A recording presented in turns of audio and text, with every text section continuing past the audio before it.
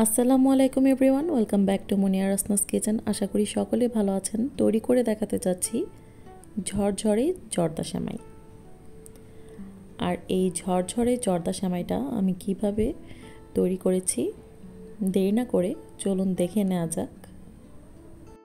এখানে আমি পাকিস্তানি যে কুলসন সেমাইটা আছে সেটা নিয়েছি, আর আমি প্যাকেটের ভেতর রেখে সেমাইটাকে ভালোভাবে ভেঙে নিয়েছি। তো এখন কড়াই আমি তেল দিয়ে দিচ্ছি 3 টেবিল চামচ পরিমাণ, আর 2 চা চামচ উঁচু উঁচু করে আমি ঘি দিয়ে দিয়েছি। 2টো তেজপাতা ছিঁড়ে দিয়েছি, আর 5-6টা এলাচ দিয়েছি, 2 টুকরা দারচিনি দিয়েছি। দিয়ে একটা ঘ্রাণ আসা পর্যন্ত ভেজে নিয়েছি। 1 মুঠো পরিমাণ কিশমিশ দিয়ে ভালোভাবে নেড়ে এখন এর মধ্যে দিয়ে দিলাম সেমাইটা 2-3 মিনিট ভালোভাবে ভেজে নিচ্ছি লো আঁচে।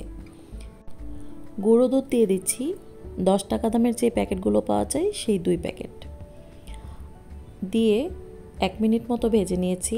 আর 3/4 কাপ চিনি দিয়ে আরও ভেজে নিচ্ছি। আমার কাছে 3/4 কাপ চিনি 1 প্যাকেট সেমাই সঠিক মনে হয়েছে, আপনারা কম বেশি করতে পারেন। দিয়ে দিচ্ছি 2 কাপ নর্মাল পানি। তো চিমটি পরিমাণ লবণ দিয়ে দিয়েছি।